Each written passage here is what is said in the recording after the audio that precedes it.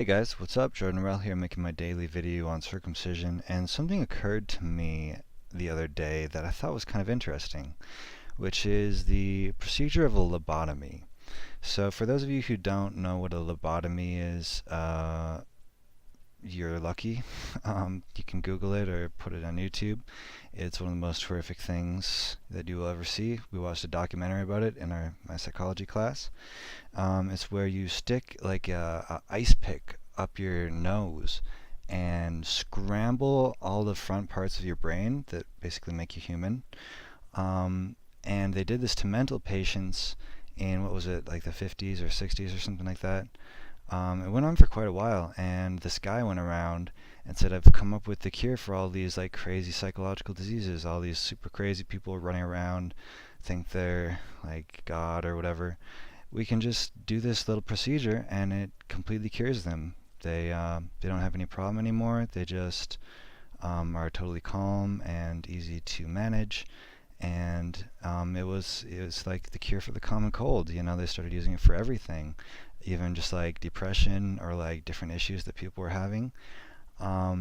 It was just this horrific thing, because what it was doing was making it so that people regressed to like maybe a 5 or 6 year old, and people, were indeed, they didn't have any of the problems that thinking would cause you because they didn't really think anymore.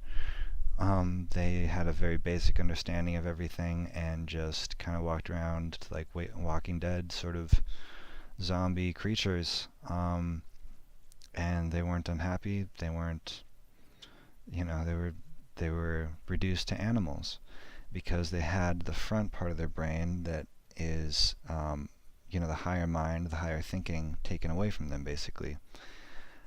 And so, circumcision basically does the same thing to your penis.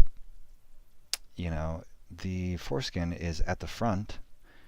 It evolved to be at the front of your penis because it's the most sensitive part of it. It's far more sensitive. It has most of the nerve endings. It also protects the glands and makes the glands more sensitive.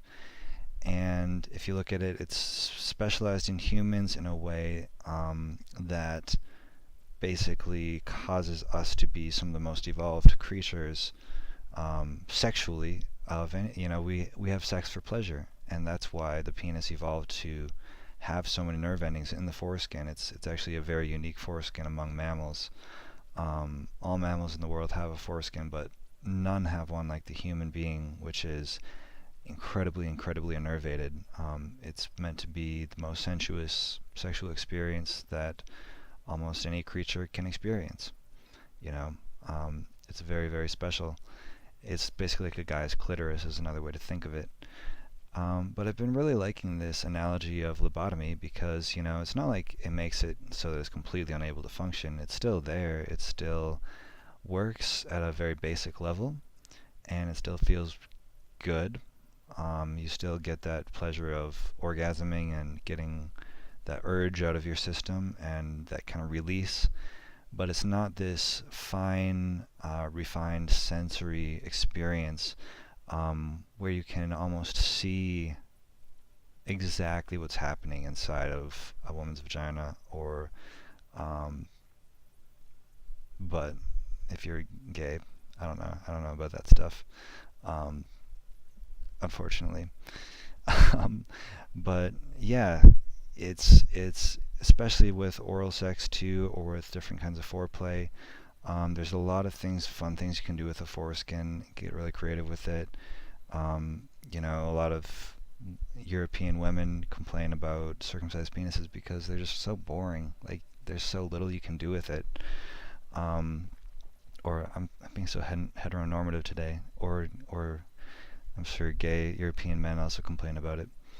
But it's true. It's just a rod. It's just there, and it kind of feels on off, but it doesn't feel like the very fine heat gradations, the very fine stretch and vibration. There's all these like really complex, amazing nerve endings that are in the foreskin that aren't anywhere in the rest of the penis. It's the best part of the penis. And so it's a lot like a lobotomy, like all of these fine, delicate distinctions that the mind can make, and it can understand complex things. And yeah, you have to take care of the mind. If you go crazy, it's a problem in the same way that if you have a foreskin and you don't wash it for weeks on end, yeah, that's can be gross, like any other part of the body, like a woman's vagina. You should splash some water on it once in a while, but we can learn to do that. You don't have to fucking knock someone's brain out and do one of the most destructive things you could do to a person. There's other ways, and it's just so sad that that is destroyed for so many men and taken away from them. Again, like lobotomy, it permanently takes that away from them. You can cure mental disorders. A lot of people recover, but they don't recover after they've had their brain scrambled. And in the same way, there aren't really. It's not the same because circumcision doesn't really solve anything. It doesn't really solve any issues.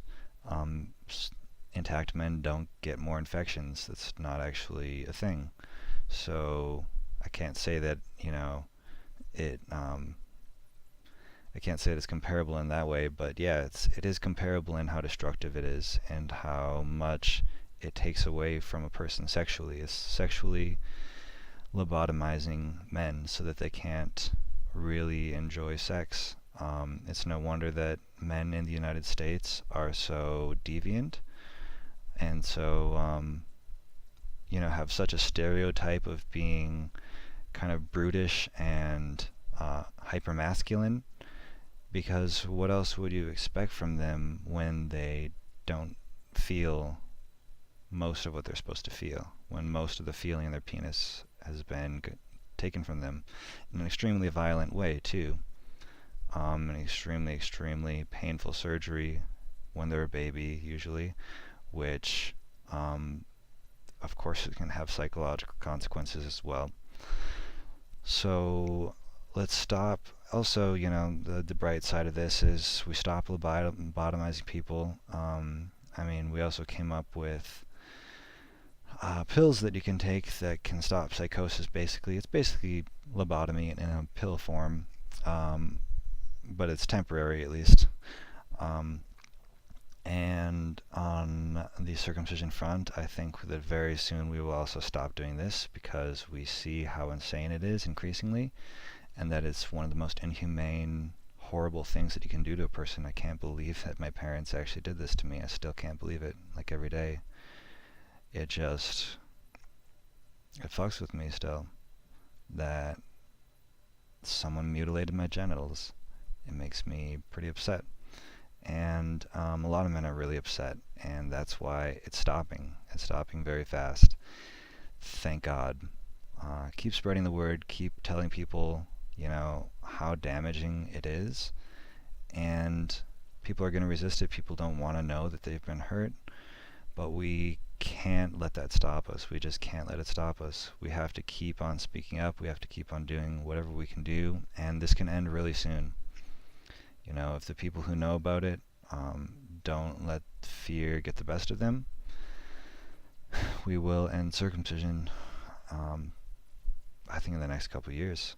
There's so many people creating a lot of great content around it, and really getting creative and using their minds to figure out the solution. So let's keep doing that, and let's also work towards the ultimate cure for, at least for not having a foreskin. There's also psychological damage, but on the physical side, Foregen or any other regenerative medicine company who wants to regenerate the foreskin, I'm all for anybody who wants to do it. But right now we have Foregen, and support them because it's easy. It's not that difficult to do it. We just need the funding. We just need people to know about it. We just need to spread the word and share the fact that we could regenerate the foreskin pretty easily. It's not that complex of an organ when you get down to it. It's probably something we could do with a few $1,000,000. And like, it's insane that nobody has funded it yet, but I think it will be very soon as well, which I'm really, really, really excited for. So, thank you guys so much for watching. As always, I will talk to you again tomorrow. Have a great day.